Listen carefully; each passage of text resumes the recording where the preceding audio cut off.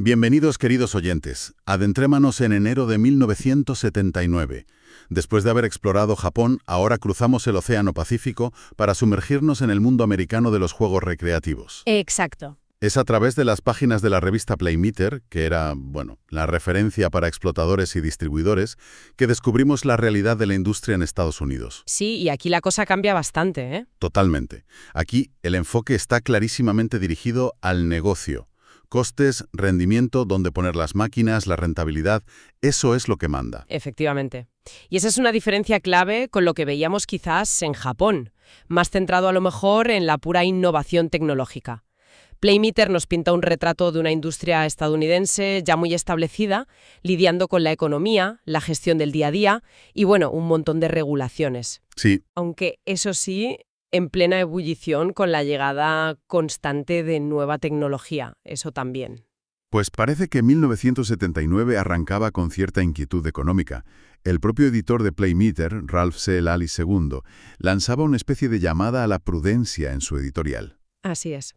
Su consejo era claro: prepárense para un año potencialmente difícil. La inflación era una preocupación real, calculada ya en un 10%. 10%, sí. Por lo que recomendaba fijar metas ambiciosas, pero realistas, aumentar ingresos entre un 15 y un 20% solo para mantenerse a flote y crecer un poquito. O sea, nada de dormirse en los laureles. Nada, nada. Había que estar muy al loro. Y la clave para lograrlo, según él, era la planificación meticulosa. No bastaba con desear más ingresos. Había que detallar cómo se iba a conseguir y cómo se iban a reducir costes. Eso es. Ujú. Con un seguimiento constante, además. Correcto. Señalaba áreas específicas, buscar agresivamente nuevas ubicaciones, optimizar las que ya tenías, no dudar en eliminar las que apenas daban beneficios. Las marginales, claro. Exacto. Mejorar el servicio técnico, algo crucial, renegociar comisiones con los dueños de los locales, quizás ajustar precios de partida a la alza donde fuera posible. Donde se pudiera, sí. Y muy importante, ser astuto al comprar nuevas máquinas. Insistía muchísimo en llevar registros detallados, cuánto ingresa cada máquina, cada ubicación. La información era poder. Es un enfoque totalmente empresarial, desde luego. En un contexto de costes crecientes, la eficiencia no era una opción, era una necesidad. Tal cual. Y dentro de esa gestión financiera, hay un concepto que Playmeter destacaba ese mes y que a menudo se pasa por alto: la depreciación. Un tema fundamental. Sí. Charles Ross, que era operador pero también instructor, lo explicaba en un artículo bastante extenso. La depreciación, básicamente, es cómo se contabiliza la pérdida de valor de un activo, en este caso una máquina recreativa, con el paso del tiempo. Claro. Puede ser por desgaste físico, por daños o por algo muy relevante aquí: la obsolescencia tecnológica. Una máquina podía quedarse vieja rapidísimo. Y no se trata solo del precio que pagas por la máquina al comprarla, cierto. Ross aclaraba que el coste real incluye todo lo necesario para ponerla a funcionar. Exacto, el transporte, los impuestos. ¿Todo eso? Daba un ejemplo numérico. Un pinball que costaba $1.395, al sumarle transporte, impuestos y otros gastos, pues se iba a un coste total de $1.520 para el operador. Vale. Y luego entra en juego el valor residual, es decir, lo que esperas poder recuperar por esa máquina cuando ya no la quieras, sea vendiéndola de segunda mano o como parte del pago para una nueva. Ajá. En su ejemplo, estimaba unos $200. La diferencia entre el coste total, 1.520, y ese valor residual, 200, es el coste depreciable. Que serían $1.320 en ese caso. Eso es, $1.320. Y esa es la cantidad que realmente vas a ir asignando como gasto a lo largo de los años de vida útil de la máquina. Vale, y aquí viene lo interesante: ¿cómo se reparte ese gasto a lo largo del tiempo? Porque imagino que no todas las máquinas pierden valor igual, ¿no? Ahí está la clave. Ross explicaba que el método más simple, el de línea recta, El de dividir y ya está, ¿no? Sí, dividir el coste depreciable entre los años de vida útil y asignar la misma cantidad cada año. Pues ese método, aunque fácil de calcular, no reflejaba la realidad de los recreativos. Una máquina nueva solía generar muchos más ingresos al principio, cuando era novedad, y luego decaía rápidamente. claro, Asignar el mismo gasto cada año no cuadraba con esa curva de ingresos. tiene toda la lógica del mundo. Entonces, ¿qué alternativas proponía? Pues proponía métodos acelerados. La idea central de estos métodos, como la suma de los dígitos de los años SYD o el saldo decreciente. Nombres un poco técnicos, ¿eh? Sí, bueno, pero la idea era poder declarar una mayor parte del gasto de depreciación en los primeros años de vida de la máquina. Ah, cuando más dinero daba. Exacto, cuando precisamente estaba generando más ingresos. Esto no solo daba una imagen contable más fiel a la realidad económica del negocio, sino que, al adelantar gastos deducibles, podía ofrecer ventajas fiscales importantes. Entendido. O sea que no se trataba tanto de la complejidad matemática de cada método, sino de elegir aquel que mejor se ajustara al ciclo de vida real de las máquinas y ayudara financieramente al operador. Justo. Una contabilidad más estratégica, digamos. Precisamente. Era reconocer que en un negocio tan volátil y dependiente de los éxitos, pues la gestión financiera inteligente, incluyendo cómo se depreciaban los activos, era una herramienta crucial para la supervivencia y la rentabilidad. Pero los operadores no solo luchaban contra los números de sus hojas de cálculo, ¿verdad? También se enfrentaban a batallas legales y regulatorias que les complicaban bastante la existencia. Uf, sí. Había un lío tremendo con la ley de copyright para las jukeboxes. Un embrollo considerable, sí. Enfrentaba a la AMO, que era la asociación que representaba a los operadores de máquinas, contra el CRT, el Tribunal de Regalías de Copyright. El CRT, vale. El meollo era que el CRT exigía a los operadores que proporcionaran listas completas de todas las ubicaciones donde tenían instaladas sus jukeboxes. Listas de ubicaciones. ¿Y para qué querían eso? Suena a mucha burocracia. Pues aquí viene lo curioso. La necesidad de las listas surgía de una disputa interna entre las grandes sociedades de gestión de derechos de autor, principalmente ASCAP y BMI. Ah, entre ellas. Sí, estaban peleándose sobre cómo repartirse el dinero recaudado por la nueva tasa de copyright, que eran $8 anuales por jukebox. ASCAP, con más canciones antiguas en su catálogo, prefería un reparto basado en muestreos aleatorios en los locales para ver qué sonaba realmente. Vale. BMI, con más éxitos del momento, quería usar las listas de éxitos publicadas en las revistas musicales. Y claro, el CRT necesitaba las listas de ubicaciones para poder organizar esos muestreos que pedía ASCAP. Increíble. O sea, los operadores atrapados en medio de una guerra entre discográficas y gestoras de derechos. ¿Cómo iba la batalla legal entonces? Pues la cosa estaba en los tribunales. Un juez había denegado una petición de la AMO para presentar testigos, pero el caso seguía vivo. Como medida cautelar, eso sí, se había ordenado mantener la confidencialidad de las listas que se fueran entregando. Menos mal. Pero la AMOA no se rendía y había añadido argumentos de peso, cuestionando la constitucionalidad de la propia estructura del CRT y alegando violaciones de la privacidad y del debido proceso. Vaya panorama. La situación para un operador era muy incómoda. O cumplías entregando las listas con el riesgo de que esa información sensible acabara donde no debía, Claro. o te arriesgabas a multas, a la anulación de tu licencia de copyright y a demandas por infracción. Un ejemplo claro de cómo las cargas regulatorias y las disputas ajenas impactaban directamente en el negocio. Y esa preocupación por la regulación no era un caso aislado, ¿verdad? Se extendía a otras cosas. No, para nada. En Florida, por ejemplo, se estaba debatiendo una ley para obligar a instalar contadores externos en las máquinas expendedoras de tabaco. Contadores externos. Sí. Y la Asociación de Operadores de Florida, la FAMA, estaba muy preocupada porque veían venir que si esa ley prosperaba, el siguiente paso lógico sería exigir contadores similares en las máquinas recreativas y jukeboxes. Más control, más costes, más potenciales problemas. Exacto. Siempre la misma historia. En medio de todo este panorama de números, leyes y preocupaciones, surge una voz un tanto inesperada en Playmeter. La de un operador llamado Lee Palmer. Ah, sí. Llevaba solo 2 años en el negocio, pero ofrecía una perspectiva muy fresca en un artículo titulado Confesiones de un novato de 2 años. Su idea central era casi radical para la mentalidad de la época. Darle más juego al cliente es un buen negocio. Es una reflexión fascinante y muy pragmática, desde la trinchera. Palmer argumentaba algo que hoy parece obvio, pero que entonces, pues no lo era tanto. ¿El qué exactamente? Que el cliente es la clave. Si el jugador siente que está recibiendo un valor justo por su moneda, que se está divirtiendo, y no siente que le están timando, pues volverá. Y la recurrencia es fundamental. Contaba que había observado en su propia ruta que las máquinas que más dinero le daban a largo plazo No eran necesariamente las más nuevas o las más difíciles, Ajá. sino aquellas que los jugadores percibían como justas. Y conectaba esto directamente con un problema muy costoso, el vandalismo. Anda. ¿Cómo? Decía que un jugador frustrado porque siente que la máquina le roba la partida es mucho más propenso a golpearla, a intentar trucarla o a dañarla directamente. Claro. Y con los nuevos y caros circuitos integrados, cada reparación era un palo económico importante. Un juego más equilibrado, que diera más tiempo de diversión, pues significaba menos averías. También mencionaba la relación con el dueño del local, ¿no? Sí, eso es. Si una máquina genera constantes quejas de los clientes, el dueño del bar o del salón recreativo acaba harto.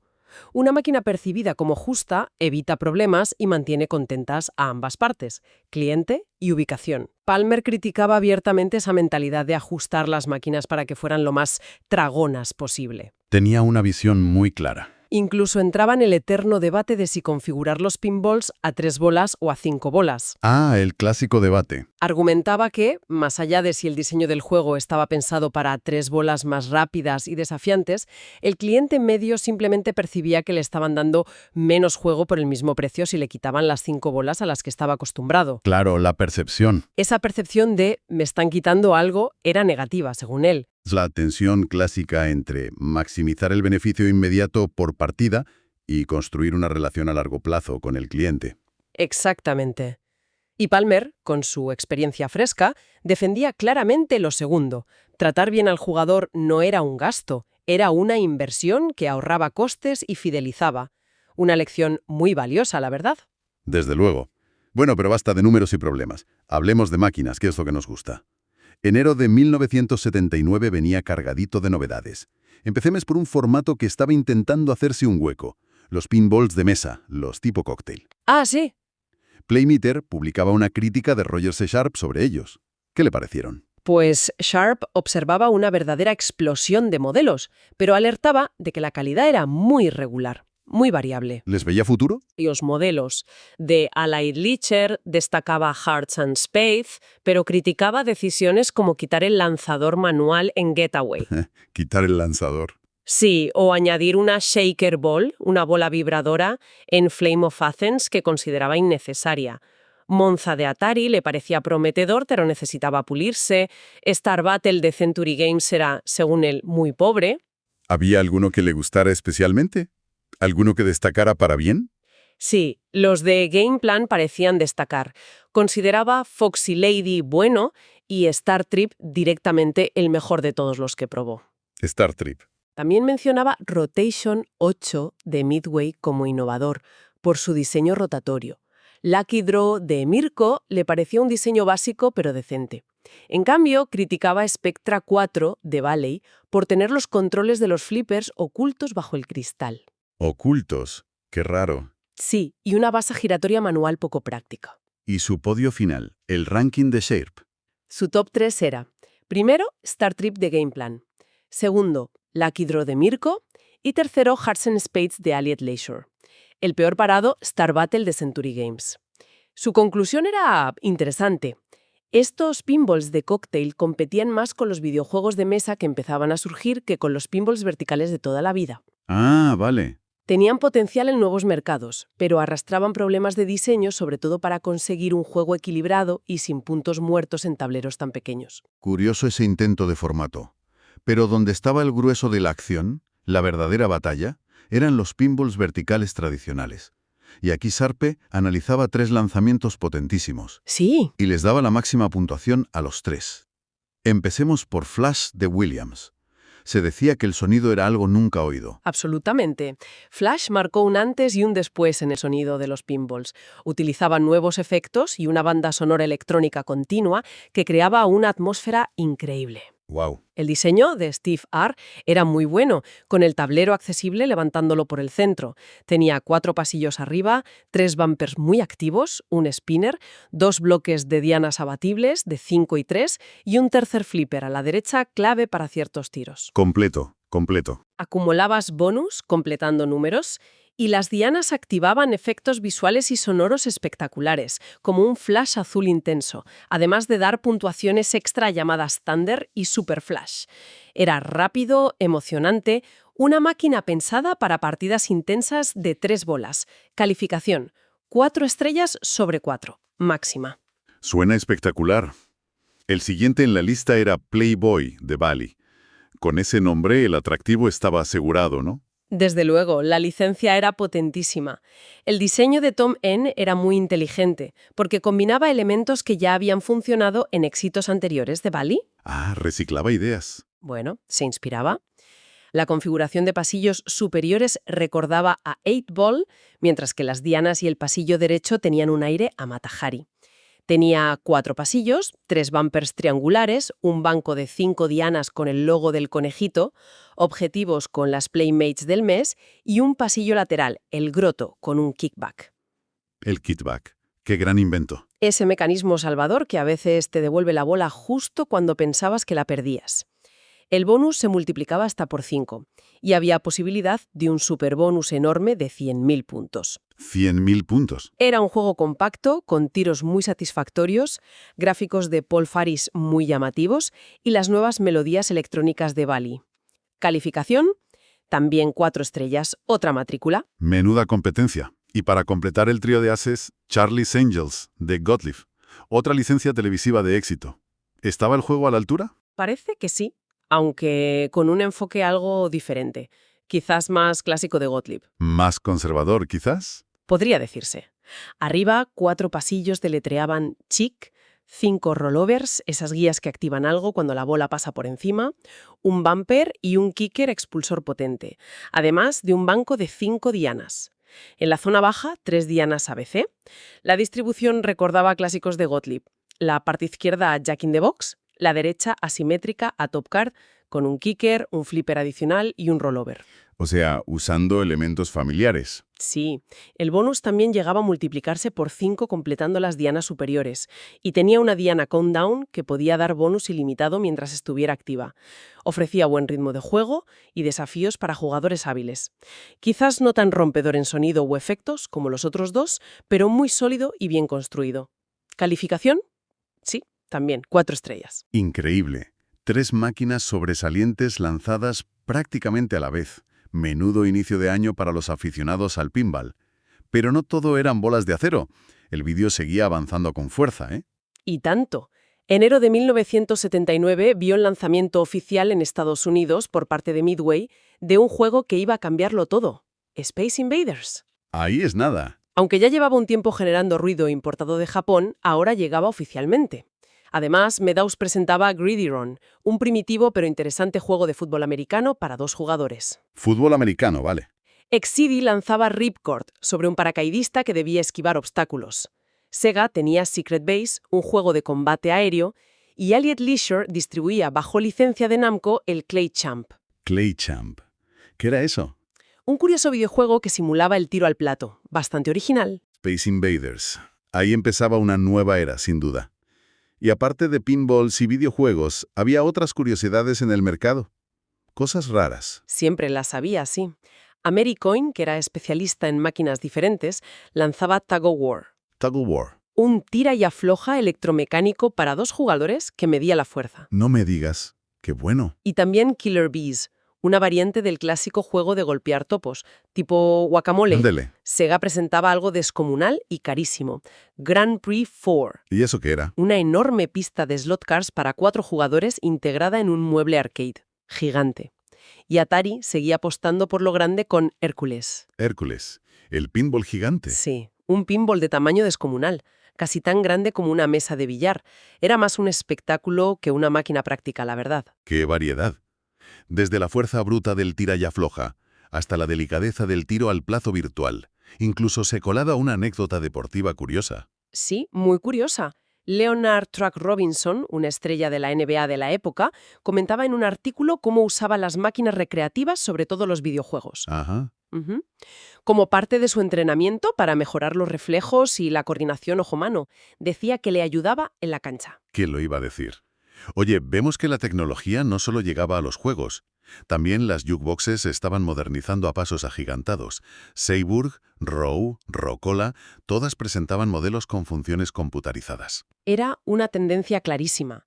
Ya no se trataba solo de mejorar la calidad del sonido o la capacidad de discos. Los microprocesadores llegaban a las jukeboxes para ofrecer mucho más. ¿Cómo qué, por ejemplo? Por ejemplo, en la Seaboard Disco 160 incorporaba la CPA Memory Bank. ¿Y eso qué hacía? Era una microcomputadora que permitía al operador obtener auditorías muy detalladas. Cuántas monedas de cada tipo se habían introducido, cuántas selecciones se habían hecho y reproducido, cuántos créditos gratuitos se habían dado, Control total. e incluso identificaba las 15 canciones menos populares de esa máquina. Información valiosísima para ajustar la selección musical, claro, Row también apostaba por la memoria interna, ¿no? para saber qué gustaba más. Sí, su modelo R83, que incluía la versión disco 200 con luces de discoteca, llevaba la memoria Memorec. Registraba todas las selecciones hechas, lo que ayudaba enormemente al operador a saber qué canciones gustaban más en cada local para programar mejor la máquina. Además, ofrecía un amplificador más potente y la función Playmaker. Playmaker, que reproducía una canción automáticamente si la máquina llevaba un tiempo sin usarse, para animar el ambiente, digamos. Ah, buena idea. ¿Y Rocola qué ofrecía de nuevo? Su modelo Mystic 478 también usaba microprocesadores para funciones inteligentes. Podía mostrar en una pantalla cuáles eran los 3 temas más populares en esa ubicación concreta. Muy útil eso. Y además, tenía funciones para incentivar el consumo. Podía reproducir aleatoriamente una canción gratis si llevaba tiempo parada, u ofrecer de forma aleatoria bonus, una selección extra o precios especiales por crédito. Está claro el objetivo, dar herramientas al operador para gestionar mejor su negocio, saber qué funciona, controlar ingresos y a la vez hacer la máquina más atractiva para el cliente final en el local. Exactamente. Funciones como el registro de popularidad o las auditorías detalladas eran un salto cualitativo en la gestión de una ruta de jukeboxes, permitiendo una optimización que antes era, impensable. Y el gran escaparate para ver todas estas novedades juntas, al menos en Europa, era la feria ATE, en Londres. Pero según Playmeter, ir a la feria era toda una aventura, y no precisamente por los lujos, ¿eh? La ATE era la feria más importante de Europa, sí, muy enfocada a distribuidores y grandes compradores. Como curiosidad, allí se veían muchas máquinas de premio y de azar, que eran legales en el Reino Unido. Se esperaban con interés novedades como un nuevo juego espacial en 3D de Cinematronics o el primer pinball vertical de Gameplan, diseñada además por el propio Roger Sharp. Anda, el propio recinto, el Alexandra Palace, conocido como Ali Pali. Ah, el Ali Pali. Playmater no tenía piedad al describirlo. Un edificio victoriano grandioso, pero decrépito, horrible para una feria moderna. Horrible. Sí, con una calefacción desastrosa, imagina eso, en Londres en enero, y problemas estructurales serios con el techo. El año anterior un vendaval se había llevado parte. Madre mía. ¿Y no había alternativas? Había un debate intenso sobre buscar alternativas, como el NEC de Birmingham, que era caro y estaba lejos de Londres, u otros recintos londinenses como Earl's Court u Olympia, pero no tenían fechas disponibles. O sea, que estaban atrapados ahí. A pesar de las críticas al edificio, la feria no paraba de crecer. Ese contraste entre el glamour asociado a Londres y la cruda realidad del Ali Pali era bastante llamativo, la verdad. Y hablando del mercado internacional, Playmeter recogió una reflexión interesante sobre los acuerdos de licencia, ¿verdad?, que afectaban a la exportación. Sí, Maurice Nahum, un exportador, señalaba un problema creciente.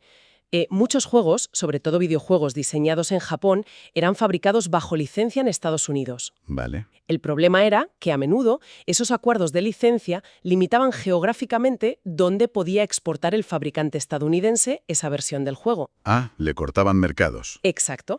Esto le cerraba mercados potenciales, incluso si la empresa que tenía la licencia para Europa, por ejemplo, tardaba más en producir el juego o lo hacía con menor calidad. Era un cuello de botella que perjudicaba la exportación americana. 39 nos deja la imagen de una industria estadounidense de recreativos vibrante y compleja. Por un lado, una innovación constante en juegos y tecnología que no daba respiro. Y por otro, una realidad empresarial marcada por la presión económica de la inflación, la necesidad imperiosa de rentabilidad, la creciente complejidad de las regulaciones como la del copyright. Menudo lío. Y ese debate fundamental sobre cómo equilibrar el beneficio con la satisfacción del cliente, que planteaba gente como Lee Palmer. Era un momento de enormes oportunidades con máquinas cada vez más sofisticadas y atractivas, pero también de grandes desafíos operativos y financieros. Sin duda. Mirando desde ese preciso instante, a principios de 1979, la gran incógnita era cómo iba a evolucionar ese equilibrio tan delicado. ¿Sería la industria capaz de integrar toda esa nueva y costosa tecnología, microprocesadores, sonido digital, gráficos vectoriales que ya asomaban, de forma rentable y sostenible? Buena pregunta. ¿Hasta qué punto las regulaciones y los costes operativos frenarían o reconfigurarían el mercado? ¿Seguiría primando la diversidad y la búsqueda de la diversión pura? ¿O veríamos una mayor concentración empresarial y un enfoque aún más centrado en el rendimiento financiero? El camino por delante parecía apasionante, pero lleno de incertidumbres, la verdad. Preguntas fascinantes que iremos explorando. Nos reencontramos pronto para seguir descubriendo este mundo. Hasta la próxima.